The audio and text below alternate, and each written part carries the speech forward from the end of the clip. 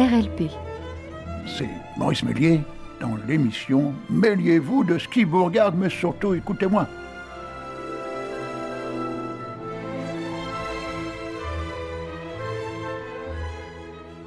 Chers amis, bonjour. Amis E, amis I. Alors, la météo a encore fait une connerie. Elle a annoncé qu'il allait faire 25. Mais on le sait qu'on est en 2025. Ils sont cons, ces mecs.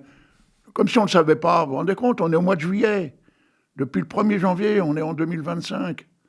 Oh, j'aurais dit 2026. Bon, là, j'aurais un petit peu d'avance. Bon, ça va. Oh, je me marre parce qu'il y a mon technicien, il se bagarre avec une mouche. Ah, vous pouvez pas le voir, mais c'est marrant. Bon, oui, parce que là, les mouches, Pierre, maintenant, elles pètent, les mouches.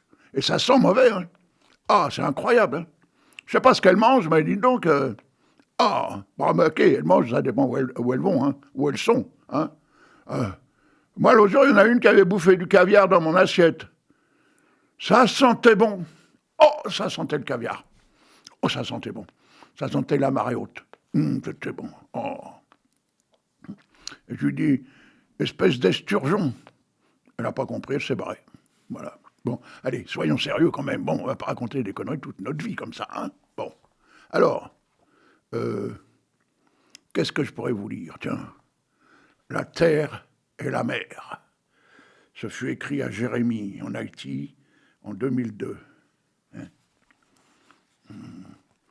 Le décolleté de sa robe laissait entrevoir un joli sein rempli de vie. Sa peau était si dose que l'on pensait de la soie noire. L'enfant avançait à quatre pattes vers ce lait nourrissant. L'homme géniteur, allongé à l'ombre sur un banc, comme une épave, se prenait pour un seigneur en dormant. Haïti engendrait à nouveau une Afrique presque oubliée. La chaume et le torchis de glaise séchée reprenaient leur place sur cette terre de campagne qui se débattait dans la misère, parfois à coups de tôle ondulée et de bois vermoulu. La corvée d'eau se servait de Timoun Service. Timoun, c'est le petit garçon. Avec du plastique en bidon, alors que la calebasse avait disparu des jardins inimaginables.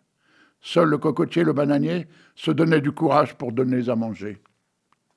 La femme referma sa robe, satisfaite d'avoir rempli son rôle de mère et le ventre de l'enfant, pendant que le père regardait le linge délavé par le temps. Et alors, j'offre ce poème à Rénise, justement la maman qui donnait le sein à son bébé. Voilà. Et alors, elle est sur la photo, et il y a son mari qui dort. Bon, je ne le voyais pas, mais mon technicien préféré, il l'a vu. D'ailleurs, il a ce livre. Ouais. Je lui ai offert parce qu'il m'écoute. Mais j'ai appris qu'il savait lire aussi. Donc, je lui ai prêté pour qu'il puisse le lire aussi. Et voir les images. Ben oui, faire les photos. Alors, bon, allez, ensuite. Édouard Glissant. Alors, il a écrit un bouquin qui s'appelle Le sel noir. Et c'est dans la collection Poésie Gallimard. Donc, c'est une sacrée collection. D'ailleurs, je ne sais pas, je dois avoir, dans cette collection-là, oui, je dois avoir à peu près une centaine de livres de poètes différents.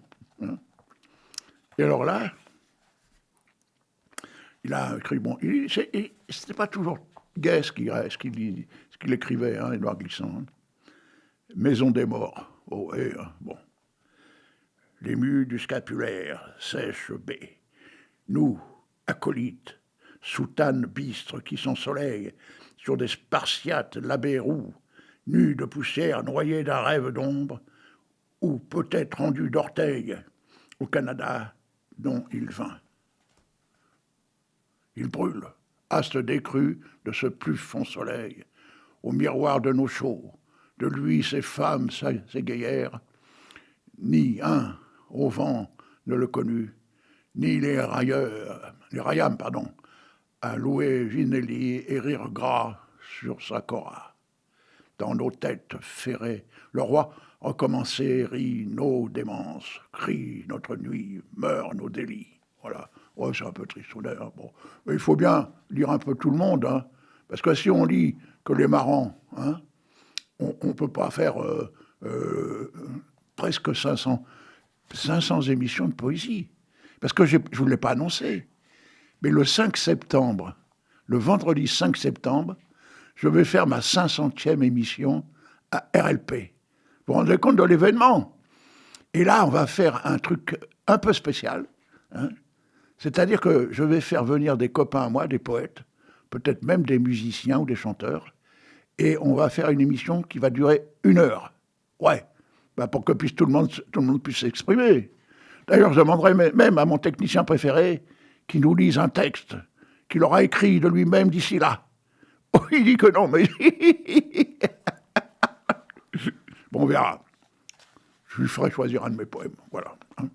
Ouais, bref, parce que j'en ai marre de le voir toujours derrière ces boutons-là. Hein. Il a plus d'acné à son âge. Et il est plus juvénile non plus. Bon, allez, tiens. Alain Leprest, mais alors c'est pas lui qui chante, hein. C'est Jacques Higelin, La Courneuve.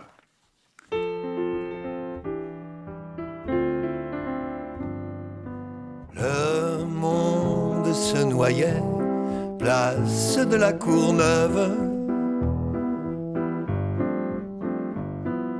L'espoir faisait la fête, il fallait bien qu'il pleuve. Il mangeait un loukoum et des rêves à papa. Je t'avais reconnu, on se connaissait pas. Il flottait sans radeau sur le poumon du fleuve. J'ai entendu tes pas qui cherchaient une ville. La douleur de la peau, de ton état civil. Une vague battait les plages de tes joues. Un son, un goût, un peu de nacre et d'acajou. Un feu de pomme à pain allumait ton profil.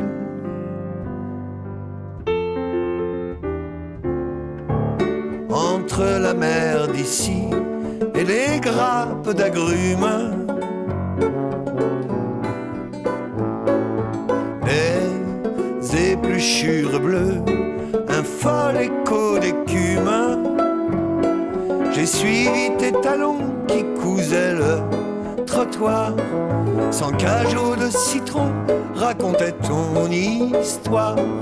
Des gouttes d'incendie perlaient sur le comptoir.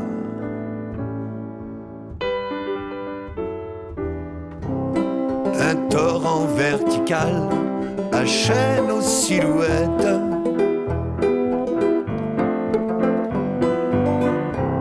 J'ai bu ta main, c'était l'automne est sur nos têtes. Le ciel a renversé son arrosoir de plomb.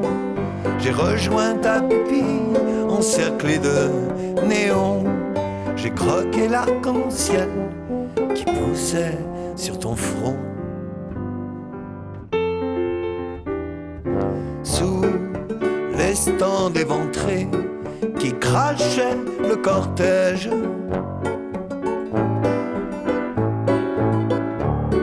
le premier bouche à bouche au creux du dernier siège. Tous les lampions prenaient des airs de Lamparo. Alors on s'est jeté dans le lit du métro. Aucun de nous n'a dit la promesse de trop. Aucun de nous n'a dit la promesse de trop.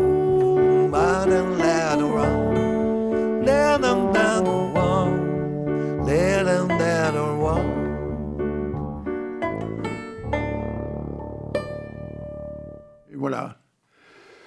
Et oui, beaucoup de chanteurs ont chanté du Leprest, hein, Alain de Leprest. Lui-même chantait, hein, il a beaucoup chanté. Hein. Alors il s'est fait enterrer dans le cimetière de Jean Ferrat parce que c'était un peu son idole. Voilà, pourquoi pas. Hein. C'est comme moi, il faudrait que j'aille me faire enterrer dans le cimetière de Jacques Prévert parce que c'est mon idole aussi. Hein. Non, mais je vais me faire mettre dans une petite urne à Razac pour que les gens puissent venir voter. Ouais. Je vais leur laisser un peu de place pour mettre les bulletins. Ouais. Ce qui fait que maintenant, il n'y aura pas besoin d'isoloir. Hein. Dans un cimetière, on ne peut pas mettre des isoloirs. Par contre, ça deviendra un bureau de vote, le cimetière de Razac. Ouais. Et c'est moi qui vais dépouiller les bulletins. Ben oui, je serai avec eux, hein, je serai avec les bulletins. Bon, hein. Alors, j'espère que quand il y a un bulletin d'extrême droite qui va me tomber sur la gueule, je ferai « Aïe, sale con !» Si c'est un bulletin qui vient de la gauche, oh, que ça fait du bien. Oh, que c'est bon. Vous voyez, hein? Vous voyez, mon avenir est assuré. Hein. Alors, bon, les élections municipales, c'est pas tous les jours, hein, bien sûr. Hein, bon, mais bon. Alors j'espère que je ne serai pas dans ma petite boîte là pour l'année prochaine, hein, pour 2026 quand même. Non, là, c'est moi qui vais aller mettre un bulletin dans l'urne. Voilà. Alors je ne sais pas de qui, hein. Pas de qui l'urne. Hein. J'ai pas été au cimetière voir qui c'était qui était le responsable du bulletin des urnes de vote. Non. Bon allez, on va changer de sujet quand même. Bon. C'est à la fois triste, sarcastique, mais il faut le prendre comme quelque chose de marrant. Voilà. Hein? Alors, récit au retour d'un voyage fabuleux. Haïti, Jérémie, la cité des poètes. Alors, c'est marrant parce que je regardais justement pendant que Higelin nous racontait la vie de Leprest. J'ai écrit 2 poèmes, l'un derrière l'autre, mais un le 17 février et l'autre le 18. Excusez-moi, ouais, je n'ai pas assez bu encore ce matin. Bon, et je vais vous lire les deux. Ils sont courts, hein, donc ils n'ont aucun lien entre eux, sinon que la date. Alors d'abord, il y a les oiseaux raconteurs. Écrit donc le 17 février 2002 à 16h10, heure locale. Parce qu'il y a au moins 7 à 8 heures de décalage horaire. Hein. Haïti, vous voyez, hein, dans l'arc Caraïbe. Les corneilles bâillaient en se racontant leur journée. Ça s'appelle, au fait, le titre, c'était les oiseaux raconteurs. Hein. Bon. Faute de grands perroquets. Les oiseaux noirs prenaient leur aise pour en parler. La nuit, par tradition, ils dormaient avec le silence comme oreiller. Puis revint le jour, accompagné de la matinée. La conversation reprenait un peu de parole, en les trempant dans le lait au pied d'un cocotier. Le départ était enfin annoncé par la sirène d'un bateau dans le port de Jérémie. Les grands oiseaux bavards s'envolaient pour raconter des histoires ailleurs, et parfois même un peu plus loin, et aussi là où c'était nulle part. La journée s'échappait doucement pour revenir vers le soir en parler sans parole. Puis arriva dimanche, le jour où les corneilles priaient à haute voix pour faire revenir le bonheur, celui qui avait quitté l'île d'Haïti par désespoir et par malheur. Voilà. Alors, je ne vous cache pas qu'en 2002, Haïti était encore relativement heureux. Mais au jour d'aujourd'hui, c'est pire. Là, c'est pire qu'une guerre, en fait. Parce que c'est plus le gouvernement qui commande, ce sont des hordes sauvages, vous voyez, des bandes de voyous qui commandent la ville, enfin l'île, hein, et c'est incroyable. Alors, je ne sais pas ce qu'il faudrait faire pour arrêter tout ça, c'est difficile.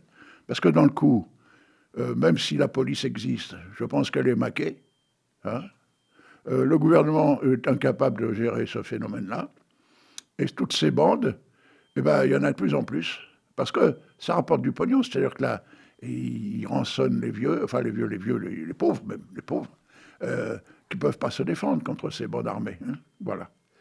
Alors, j'en ai un poème un tout petit peu plus positif, hein, ça s'appelle « L'avenir ». Encore que. Bon. Je ne savais toujours pas quand reviendrait l'esprit des morts d'Haïti. Et pourtant, il fallait bien qu'il revienne pour tirer les oreilles et les consciences des vivants. Il fallait que cet esprit des morts redonne l'envie aux vivants. Haïti prenait le temps de faire mourir la vie pour en extraire des remords. L'enfant naissait en cherchant déjà une chimère qui, là-bas, ne s'appelait pas avenir. D'autres, des adultes, partaient dans les grands fonds à la rencontre du vaudou, pour lui donner en offrande 1000 misères à démêler de 1000 manières. Il rentrait l'esprit ailleurs en ignorant celui des morts. Vous voyez, c'est triste aussi, hein. Mais je ne sais pas si j'ai un poème gai, marrant. Vous voyez, la montagne Rimbaud, la créole, la terre et la mer, la montagne château, Aristomène. Si Aristomène, ça peut être de l'espoir, c'est l'histoire d'une vieille dame. Hein. La Saint-Valentin, là-bas, la Saint-Valentin, c'est nul. Hein. Voilà, Mardi Gras Meg, parce que là-bas, les mardis, ils sont pas gras, hein, ils sont maigres, hein, je peux vous le dire. Hein. Bon, voilà, donc on en reparlera plus tard. Hein. En attendant, on va écouter Bachoun, avec Osez Joséphine.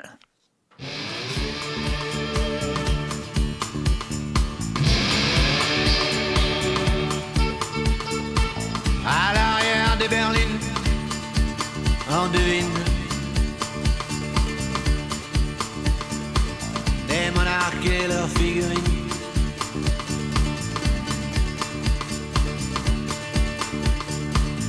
Juste une paire de demi-dieux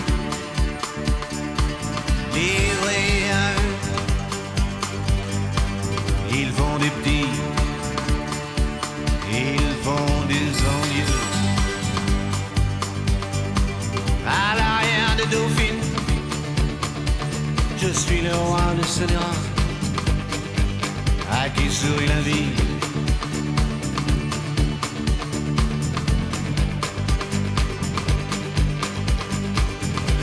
Marcher sur l'eau, éviter les péages, jamais souffrir, juste faire hennir les chevaux du plaisir.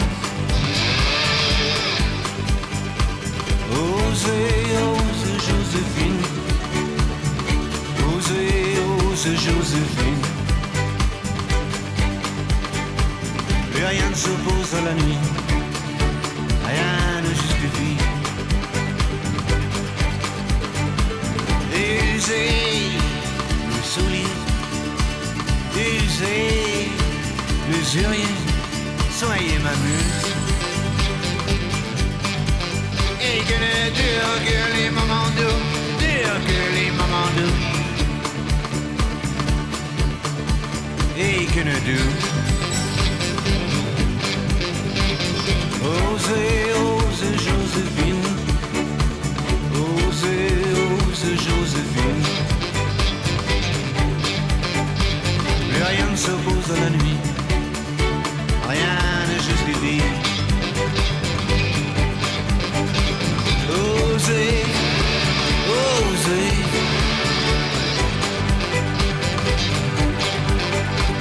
osez,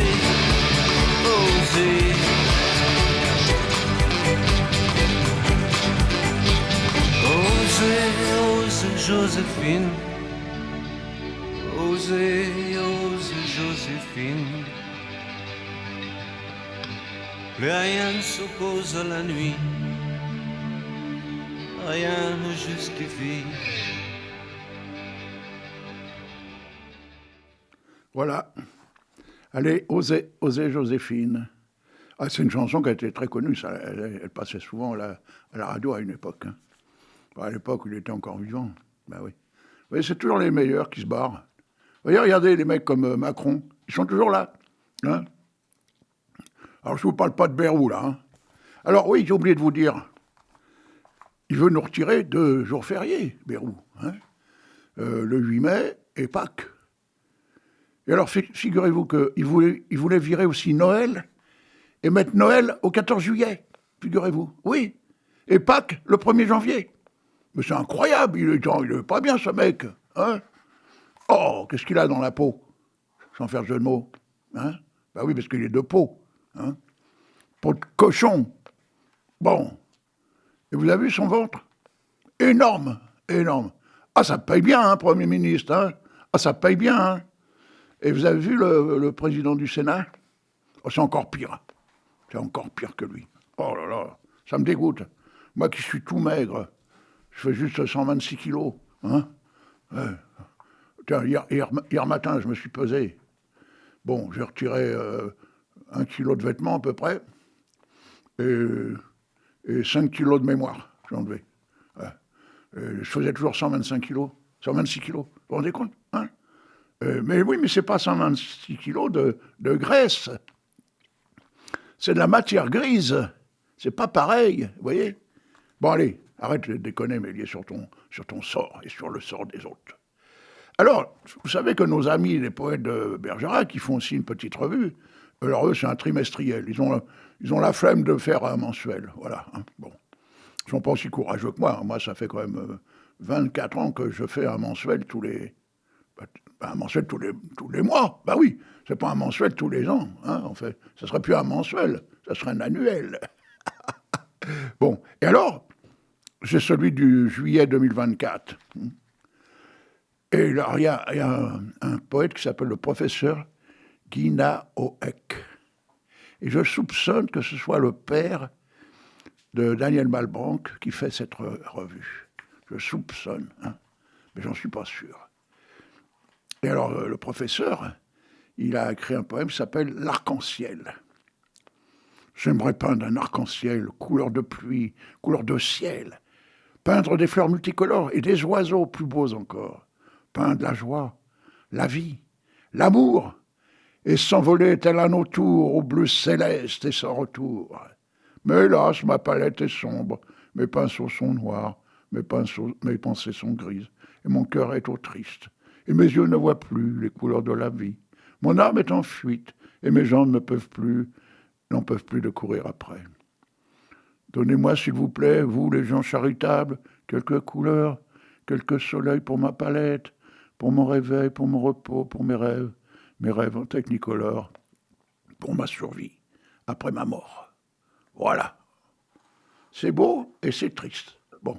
Souvent, ça va ensemble, hein, beau, triste. Et des fois, c'est gai et c'est con. Vous voyez, c'est presque normal. Voilà. Hein, c'est presque normal. Bon, moi, je dis que c'est normal, mais bon, vous n'êtes pas obligé de me croire. Hein, bon. Alors, tiens, Balade politique au travers d'un Prévert, mon 2e tome, qui a été fait qu'un seul exemplaire. Même mon technicien préféré ne l'a pas. Alors, c'est un poème qui date de 2019. Il a été écrit sur le trône. Oh, je ne vous dis pas quel trône. Hein, soit vous n'avez pas compris, soit vous avez compris. Hein, c'est selon la convenance de chacun. Hein. Et en plus, ça s'appelle garde de triage. C'est encore un indice. Hein. Bon. J'étais en garde de triage au moment où les wagons se décrochaient. Ouais. Et tout à coup, je m'aperçois qu'il n'y avait plus de papier à cul. Bien m'en prie, j'en avais dans la poche de mon pantalon qui était tombé sur mes babouches pour la circonstance. La dernière feuille d'imposition des 3 nains et de l'oncle incarné qui conservait sur les problèmes des prothèses slip en coton. Et du coup, je m'aperçus que mon propre prothèse slip était en fait très sympathique. Donc quasiment inusable à condition de le laver sur coton, les bourses, avant qu'elles retombent à leur niveau le plus bas. Oh, mais quand je fais la dernière crotte sortie de mes trouvailles avait séché au point que la virgule ne voulait plus se détacher de ma personne pour rejoindre ses copines dans cette eau aseptisée. Ah, il me fallut me prendre par la main pour extirper la rebelle, alors que mes bretelles attendaient la remise à niveau. Mais Niveau ni Cochon avait crié que c'était comme cela pour devenir la meilleure thérapie. Encore mon oiseau qui ne gardait pas plus sa place au fond de la culotte, et par voie de conséquence, c'est pour cela que je n'ai pas réussi à me torcher en y laissant des traces de frein sur la ficelle de mon string tout neuf. Ce fut écrit le 29 janvier 2019 à 13h17. Ouais, c'est à peu près ce temps-là que je vais sur le trône. Bon, alors, vous allez me dire, c'est un petit peu osé. Bon. Mais on vient de passer Osée Joséphine, donc pourquoi pas. Ah là là. Alors, il nous reste encore 5 minutes, tiens. Allez, un petit Jean Boussuge. Hein, bah ouais. Alors là, il ne va pas de main morte. Hein. Alors, c'est un Jean Boussuge, quand même, qui date, son premier volume, 1982. Hein. C'est pas d'aujourd'hui, ça. Et alors, il est mort en 2012, le pauvre. Ouais, en 2012. Ça s'appelle Salaud. avec un S en plus. Donc il y en a plusieurs, apparemment.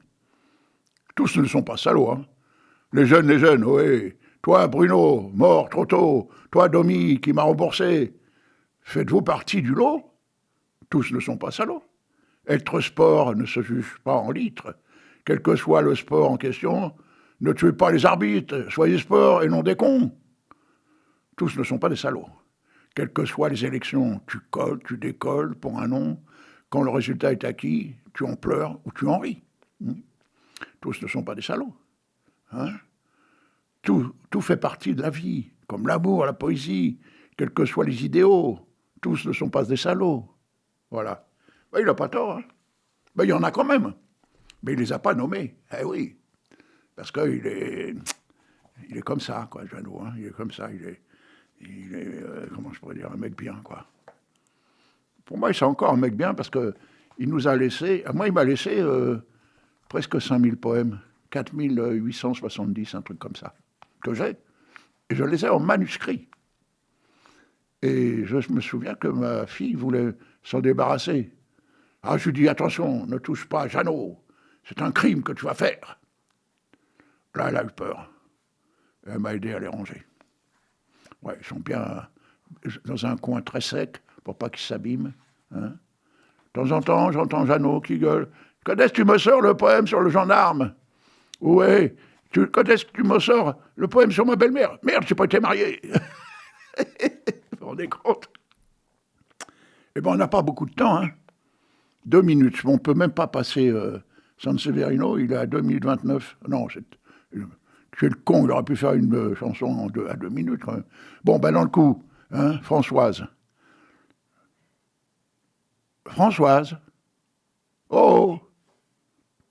Bah, t'es pas là? Ah, si, je t'entends, ça y est. T'étais parti quoi? Bah, t'étais parti aux chiottes. Ah ben, c'est moi qui t'ai... T'as écouté mon poème? Bah oui, c'est pour ça. Hein, ça t'a fait des envies. Bah oui, c'est naturel, hein, t'inquiète pas, c'est naturel. On va pas t'engueuler parce que tu vas aux chiottes. Hein, non, c'est normal. Tout le monde y va, tout le monde. Tiens, même mon chien, cette nuit, il a chié dans ma chambre. Depuis, il est interdit de ma chambre. Non, il va dormir ailleurs que dans ma chambre. Ce con-là, hein. Alors, j'ai tout aéré. J'ai attendu que ça sèche parce que sinon, je vais en étaler partout. Pourquoi je vous dis des conneries comme ça? C'est pas de la poésie, ça. Oh, excusez-moi.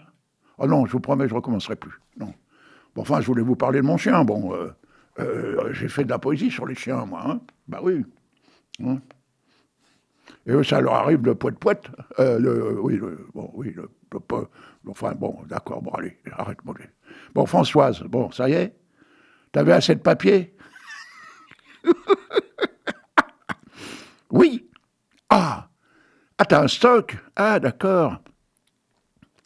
C'est un camion avec remorque qui t'a livré? Oh, ben, dis donc, t'en as pas un bout de temps, hein. Ben, t'espères vivre jusqu'à quel âge? 125 ans? Oh, bravo. Oh là, bravo. Ouais, ben là, tu vas m'obliger à vivre en même temps, là. Parce que moi, j'en ai 80, toi, tu en as 85. Hein. Alors moi, il va falloir que je vive 50 plus que toi pour te rattraper. Hein. Oh non, c'est pas possible. Non. J'ai promis que je partirais à 100 ans. À qui? Ben, ça te regarde pas, à qui j'ai promis ça? Bon, t'es bien curieuse. Hein. C'est qu'on laisse-moi vivre ma vie, quand même. Hein.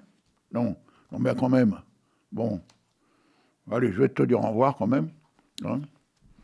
Alors, ce week-end, là, je vais faire une tarte aux pommes. Ouais.